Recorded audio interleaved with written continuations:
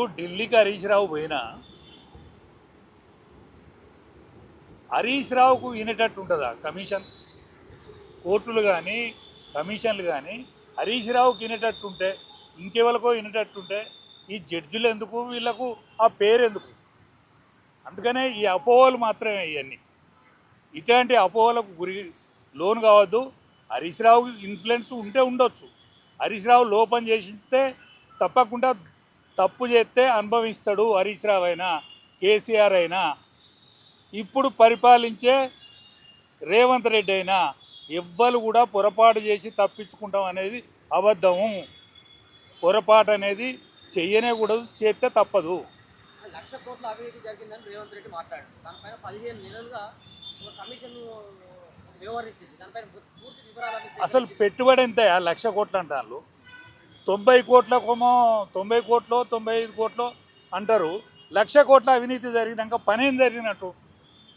1,00,000 కోట్ల అవినీతి జరిగినాక ఒక పనేం జరిగినట్టు? అరే ఏదైనా తల తోక ఉండాలి. మా బండి సంజయ్ కూడా అంటాడు 1,00,000 కోట్ల అవినీతి జరిగినట్టు. బండి సంజయ్ గారు, మీరు బాధ్యతాయుతమైన వ్యక్తి, ఒక కార్పొరేటర్ నుంచి ఒక ఉన్నత స్థాయికి ఎదిగిండ్రు, ఒక ఉన్నతమైన పార్టీల మీరు మెదులుతాళ్ళు. మీరు కూడా ఇష్టం వచ్చినట్టు మాట్లాడచ్చునా? మీనమేషాలు ఉండాలి, ఏదైనా లెక్కకు ఉండాలి మాట్లాడితే. ఇప్పుడు 100 రూపాయల తప్పు జరుగుతాయి. ఇప్పుడు నీ దగ్గర ఉన్నాయే 100 అంటే, నీ దగ్గర ఉన్నాయే 80 రూపాయలు అంటే 100 110 రూపాయలు దొంగతనం చేసినరా అంటే దొంగ అనకుంటాను అన్నట్టే కదా. వాడు 75 రూపాయలు వాని జేబులు ఉంటే 50 రూపాయలు కొట్టేసిండు నేను. ఇజ్జత్ తక్కువ ముచ్చట్లు మాట్లాడకుండా మీ ఇజ్జత్ తీసుకోకుండా పబ్లిక్ చాలా తెలియకలే. తెలంగాణ ముందట మాట్లాడుతున్నప్పుడు కొంచెం ఒళ్ళు దగ్గర పెట్టుకొని మాట్లాడాలి. అవినీతి జరుగుతూనే కమిషన్ వేసిండ్రు. కమిషన్ తేల్చిన లెక్క పూర్తి కావాలి తప్ప ఏది పడితే అది మాట్లాడద్దు. తప్పకుండా జరిగింది. జరగకుంటే కేసీఆర్ గారు బస్సులు తీసుకొని మా ప్రాజెక్టును చూడు అని ముందుగా ఎందుకు చెప్పినట్టు, దాని తర్వాత అన్యోకని పోలీసు వాళ్ళని ఆడబెట్టి అన్యోకని అక్కడ పోవద్దని ఎందుకన్నట్టు? అవినీతే లేకపోతే, ఏ భయం లేకపోతే, ఏ మెరకల నుండి పొమ్మని ప్రోత్సహించుడు ఎందుకు? మళ్ళీ దాని తర్వాత వద్దని పోలీసు వాళ్ళని పెట్టుడు ఎందుకు? ఇది ఒక్కటే అనుమానం, మామూలునే అనుమానం ఇది. దాని తర్వాత కమిషన్లు పడ్డాయి. మరి దాన్ని నీళ్ళు వచ్చిన మాట నిజం. తెలంగాణకు అంతకంటే ముందుగా నీళ్లు లేవు, ఇంతగానో నీళ్ళు రాలేదు. ఇవాళ నీళ్ళు వచ్చి 2 పంటలు పండుతున్నాయి. మొక్కజొన్న పండుతుంది బ్రహ్మాండంగా. కానీ నువ్వు ఆ మేడిగడ్డను బాగు చేయకుండా దానికి బాగు చేయకుండా ఇడిచిపెట్టి ఇవాళ నీకు హైదరాబాద్కు నీళ్ళు ఎక్కడియా? మల్లన్న సాగర్ నుంచి నీళ్ళు తెచ్చుకుంటావు, ఆ ప్రాజెక్టును బాగు చేయవు. ఆ బాగు చేయకపోవడం కరెక్టా కాంగ్రెస్ పార్టీది?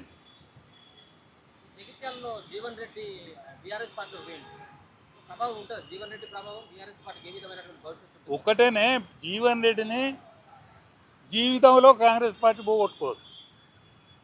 కానీ జీవన్ రెడ్డి వచ్చినంత మాత్రాన మొత్తం జీవసత్వాలు వచ్చి ఇవాళ బీఆర్ఎస్ పార్టీ నెక్స్ట్ రేపు గవర్నమెంట్లోకి వస్తుంది అనేది మాట అబద్ధం. కానీ కేసీఆర్ ఆరోగ్యంగా కనిపించిండు. చాలా రోజుల తర్వాత సంతోషం ఏంటంటే కేసీఆర్ని చూస్తే నిమ్మలం అనిపించింది. ఎందుకంటే నేను 20 ఏళ్ళ సహచరునిగా ఆయనతో గడిపిన రోజులు తెచ్చుకొని ఆయన చూసుకుంటే నిమ్మలం అనిపించింది. అంత మట్టుకైతే గ్యారెంటీ. అవును, మంచిగా అనిపించింది. ఆనందం, నేను ఆనందం వ్యక్తం చేస్తాను. అన్నా ఇప్పటికైనా నువ్వు ఆరోగ్యాన్ని అట్లా కాపాడు. ఆ బక్క జీవిని అట్లా కాపాడు సుమా. ఆ బక్క జీవిని అట్లా కాపాడు. మాకు నిశానిగా ఉండని, తెలంగాణకు ఐకాన్గా ఉండు. పంచులు కొత్త అనే గతంలో ఉన్నదంటే ఇవన్నీ ఇది ఎంత? అరే ఉరికే కోయిలాగా వేరు, ఆగిన ఎద్దు వేరు. అప్పుడు ఉరికే కోయిలాగా, ఇప్పుడు ఆగిన ఎద్దా. అచ్చా, హరీష్ రావును కొడుకు కంటికే కనిపించడా? వాళ్ళు కంటికి కనిపిస్తే దాని వాల్యూ పోద్దని, దాని విలువే పోద్దని. ఏమనుకున్నారో పెద్ద మనిషి వచ్చిండిగా, మళ్ళీ మేమెందుకు అనుకున్నారో. వీళ్ళ జాగల వీళ్ళు ఉన్నారు. ముగ్గురు మధ్యలో ఉండదు. ముగ్గురు మధ్యలో ఏముండదు కానీ ఆయన కేసీఆర్ కరెక్టే ఉన్నాడు, కానీ ఆయనతోనే మొత్తం రేవంత్ రెడ్డి కానీ కాంగ్రెస్ పార్టీ కానీ ఓడిపోదు. వీళ్ళిద్దరు కలిపి మరి ఏమైనా కేసీఆర్ కన్నా ఇబ్బంది పెట్టే ప్రయత్నం చేస్తున్నారు అనుకోవచ్చా? ఇబ్బంది మొదటి నుంచి ఇబ్బందేనా, వీళ్ళ వల్లనే ఇబ్బంది కదా. ఇప్పుడు కవిత ఒక్కొక్క ఇబ్బంది పెట్టే కవిత పోయి బయట నుంచి తిడుతుంది, బయట నుంచి తిడుతుంది తప్ప ఇంట్లో పోరు వీళ్ళిద్దరు పోరు ఉన్నది అట్నే, వీళ్ళిద్దరు పోరు అట్నే ఉన్నది. ఏమన్నా మార్పు వచ్చేటువంటి అవకాశం ఉందా? కేసీఆర్ బయటకు వచ్చి బహిరంగ సభలు పెడతాము, మాట్లాడతాము, లోపల నుంచి నేను ఉంటాను మనదే అధికారం అని చెప్పేసి చెప్పిన తర్వాత లీడర్కి అయితే ధైర్యం వస్తుంది, లీడర్కు వాళ్ళతోటి ఉన్న లీడర్కు ధైర్యం వస్తుంది. కానీ ఆ లీడర్ మొత్తం బయటికి తీసుకెళ్ళారు, బండిని లాక్కరాలేడు. కానీ లీడర్ మాత్రం ధైర్యం వస్తుంది, క్యాడర్లో కూడా ఒక స్థిరత్వం ఏర్పడుతుంది, అంత మటుకైతే గ్యారెంటీ. ఆ రోజు సభ జరిగే రోజు హరీష్ రావు రాలేదు. సో హరీష్ రావు జీవన్ రెడ్డిని వ్యతిరేకించిన, జీవన్ రెడ్డి వద్దు అని చెప్పేసి హరీష్ రావు మాట్లాడినట్టు కొంత సమాచారం వస్తాము. మరి ఆయనే పోయిండు కదా, ఆయన తర్వాత పోయిండు. మొట్టమొదలు అయితే ఈ వినోద్ సార్ వీళ్ళందరూ పోయిండు, దాని తర్వాత ఆయన కూడా పోయిండు కదా, ఆయన కూడా పోయి మాట్లాడిండు. సరే కడుపులో ఏమున్నా మర్యాదకు లోపం రాకుండా చూసుకుంటారు, కడుపులో ఏమున్నా మర్యాదకు లోపం రాకుండా చూసుకుంటారు. పిలుపు మళ్ళీ పాతలంతా మన కలిసి పనిచేద్దామని నాకు వచ్చింది, నాకు కూడా పిలుపు వచ్చింది. నాకు మన డి శ్రీనివాస్ గారు, మన దేశపతి గారు నాతో మాట్లాడండి కానీ నాకు అటువంటి ఆలోచన లేదు. ఆలోచిస్తామని చెప్పి రానని చెప్పిన నేను ఇట్లనే కొనసాగుతా. ఎప్పటికీ బీజేపీ ఇట్లనే ఉండదు. బీజేపీకి ఈయనే శాశ్వతంగా ఉండడు. ఇప్పుడున్న రామచంద్రరావు మాటే శాశ్వతంగా నడవది. బీజేపీ కూడా మంచి రోజులు ఉన్నాయి కాబట్టి ఈ దక్షిణాది ఎన్నికలలో ఉన్నారు వాళ్ళు. ఇక్కడి నెక్స్ట్ చదివేది ఇదే, తెలంగాణను నెక్స్ట్ చదివేది తెలంగాణ కాబట్టి ఈ తెలంగాణ సర్దుబాట్లలో నా పాత్ర ఉంటుంది. అసలు నేను ఏం కోరుతాను కనుక వాళ్ళకి ఏం నాశనం కాలం, నేను ఏం కోరుతాను? సర్వీస్ చేస్తానంటాను, సర్వీస్ కద్రో అన్నో, కానీ సర్వీస్ కద్రో అన్నాడు. ఇదేం రోగం? ఉచితంగా పనిచేయడంతో ఏమైనా కెరనదా? కూలి తీసుకొని పనిచేసేటోడు, కూలి తీసుకొని ఎగబెట్టేటోళ్ళు ఉన్నారు, కానీ ఉచితంగా పనిచేస్తారంటే అన్నీ ఒక నువ్వు ఉచితంగా పనిచేసేటోడు వద్దు. ఎందుకంటే ఉచితంగా పనిచేస్తూ ఏం డేంజరో ఏం కథో అని భయపడే కానీ అన్నదా? ఈ అగులు ఉగులుతనం దీంతో రాజ్యం రాదు, వీళ్ళతో ఏం కాదు, వీళ్ళతో ఊరు కాలేదు, పీరు లేవదు ఇప్పుడు ఉన్న వాళ్ళతో.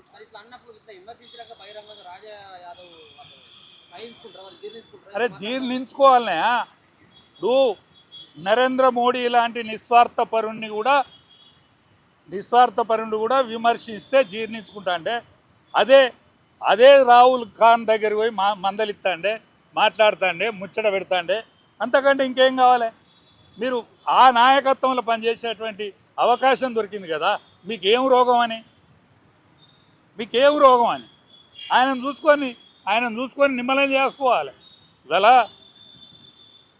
ఆయన దగ్గరికి బిల్లు పెడదామనే విషయం మాట్లాడడానికి ఆయన దగ్గర పోయి మాట్లాడండి. అంతకంటే గొప్ప నాయకుడు ఇవ్వాలండి. అటువంటి గొప్ప నాయకుని నాయకత్వంలో పనిచేసేటువంటి అవకాశం మీ అసలు దరిద్రులకు దొరికింది, అంతకంటే ఇంకేం కావాలి?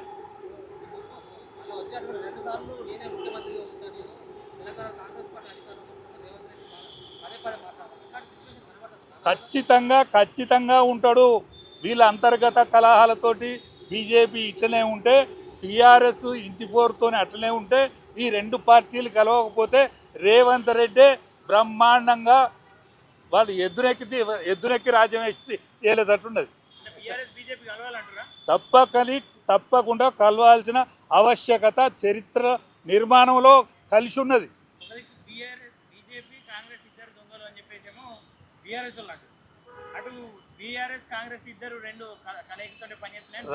రాజకీయాలల్లో కలహించుకొని మాట్లాడుకోడు కామన్, కానీ మళ్ళా అవసరాలను పూర్తి చేసుకోవడానికి కలిసి పనిచేయక తప్పదు. ఇప్పుడున్న రిజల్ట్ మామూలు నన్ను కాదు మామూలు సామాన్యుని ఓ గోడ మీద కూర్చున్న పెద్ద మనిషిని ఎట్లున్నదా అంటే మంచిగానే ఉన్నది, కానీ ఈ ఇద్దరు మూడు కొడుకులు కొట్లాడుకుంటే వాడేస్తాడు కానీ అని అంటాడు. ఈ అవకాశాలను ఇక్కడ ఉన్న నాయకత్వం ఇప్పుడు ఏదైతే యాక్టివ్ అనుకుంటానో ఈ యాక్టివ్ నాయకత్వం చేతుల్లోనే ఉండదు. ఇది మొత్తం ఇది కేంద్రం చేతిలో పోతుంది. అమిత్ షా గారు నరేంద్ర మోడీ గారి ఆ కన్సర్నల్లా ఈ తెలంగాణ కూడా నడుస్తుంది. ఇప్పుడు ఒక్క ఎన్నికలే అడ్డం. ఈ ఎన్నికల తర్వాత రిజల్ట్లో వచ్చేటువంటి ఫలితాలను బట్టి మళ్ళీ దిద్దుకునేది ఏడ దిద్దుకోవాలి, ఎవరిని దగ్గర తీసుకోవాలనే ఆలోచన వాళ్ళు చేస్తారు. కవిత ఎల్లుండి పార్టీ పెట్టబోతా ఉన్నది, ఎట్లాంటి ప్రభావం చూపెట్టబోతా ఉన్నది? సంతోషం. ఇప్పటికైతే టీఆర్ఎస్ అట ఆ పార్టీ పేరు కూడా అన్నటువంటి రూమర్స్ వస్తా ఉన్నాయి. తప్పేం లేదు పెడితే. వీళ్ళే టీఆర్ఎస్ అని పెట్టుకొని ఉండ్రి. ఈ బీఆర్ఎస్ ఏం చేసిందని వీళ్ళే టీఆర్ఎస్ అని పెట్టుకొని ఉండ్రి. కానీ ఆమె టీఆర్ఎస్ అని పెట్టుకుంటే హర్షించాలి, కానీ రిజల్ట్ రాదు. రిజల్ట్ ఏం రాదు. ఆమె మళ్ళీ కాంగ్రెస్తో పొత్తుగలుగుతాను ఏదన్నా. నెక్స్ట్ గేమ్ చేంజర్ అయితే అంటుంది. సరే, ఇప్పుడు పవన్ కళ్యాణ్ను దృష్టిలో పెట్టుకొని అందరూ ఈ విధంగా చేస్తూ ఉన్నారు. పవన్ కళ్యాణ్ దృష్టిలో పెట్టుకొని అందరూ ఈ విధంగా మెలుతూ ఉన్నారు. తప్పేం లేదు. కానీ ఎవరి ప్రయత్నం వాళ్ళు. కానీ ఈమెకు రిజల్ట్ వచ్చి కంప్లీట్ వరద బారేంత రిజల్ట్ ఈమెకు దగ్గర ఉండదు. ఒకటో రెండో ఇంత సీటు రావచ్చు, లేకపోతే పొత్తు పెట్టుకుంటే ఆమె ఏమన్నా అక్కడ కడుతుంది అంతే. చివరిగా మీలాంటి వాళ్ళ అభిప్రాయాలు తీసుకునే ప్రయత్నం చేస్తే కవిత మాట్లాడడానికి సిద్ధంగా ఉన్నారా? తప్పే ఉన్నది. నేను కవితతోటి దూరంగా ఏం లేనే, కవితతో దూరం ఏం లేను. కవిత చేసే చేష్టలు వాళ్ళ అమ్మ నాన్నని ఇబ్బంది పెట్టే విధానాన్ని నేను సహించను తప్ప, కవిత ఆమె రాజకీయ సలహా ఏమన్నా అడిగితే నేను ఖచ్చితంగా చెప్తా, వాళ్ళతోనే కలిసి ఉండు అని చెప్తా. నా సలహా తప్పకుండా మళ్ళీ మీ తండ్రితోనే కలిసి ఉండు. ఎందుకంటే నీకు నీడనిచ్చిన ఇల్లు అది. నిన్ను ఎక్కడనో ఉన్నదాన్ని నువ్వు రాజకీయాలలో నిన్ను తీర్చిదిద్దిన కుటుంబం అది. ఇవాళ నిన్ను పార్లమెంటుకు పంపింది, ఇవాళ నిన్ను అసెంబ్లీకి, నిన్ను మళ్ళా నువ్వు ఓడిపోతే నిన్ను మళ్ళా శాసన మండలికి పంపింది. అందుకని అటువంటి దాన్ని నువ్వు పోగొట్టుకున్నట్టు కరెక్ట్ కాదనేది నా సలహా.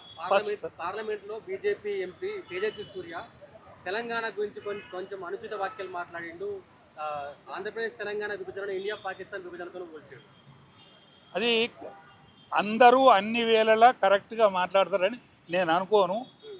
ఆయన మాట్లాడినంత మాత్రాన అది పార్టీ నిర్ణయం కాదు. తెలంగాణ రావడంలో మీ పాత్ర కూడా ముఖ్యంగా ఉంది. మీలాంటి వాళ్ళు కూడా మౌనంగా ఉంటున్నారంటే తెలంగాణ మీద ప్రేమ తగ్గిపోయిందా, లేదంటే పార్టీ మీద భయం పెరిగిందా? లేదు, పార్టీ మీద భయం పెరిగితే నేను పార్టీ నన్ను బహిష్కరించకపోవు.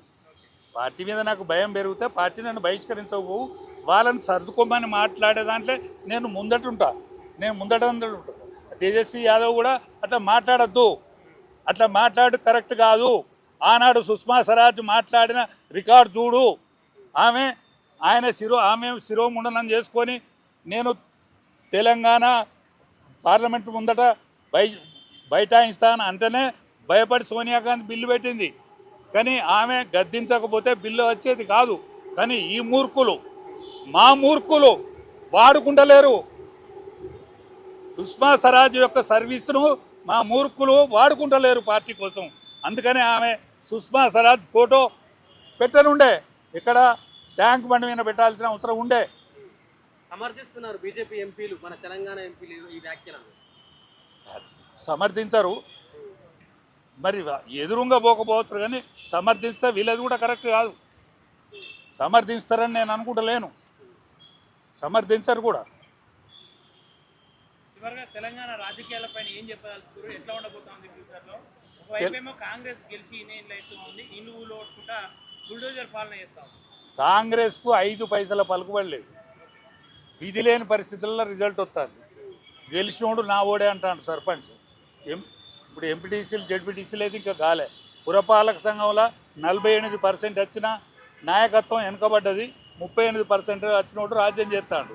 అందుకనే ఈ రిజల్ట్, ఆ పోయిన రిజల్ట్ను చూసుకొని సోయి దోచుకొని ముందుకు పోవాలని నా విజ్ఞప్తి. కేసీఆర్ సభ సక్సెస్ అయినట్ట కానట? సక్సెస్ అయినట్టే, కానీ అది మొత్తం సక్సెస్ రేట్ కాదు.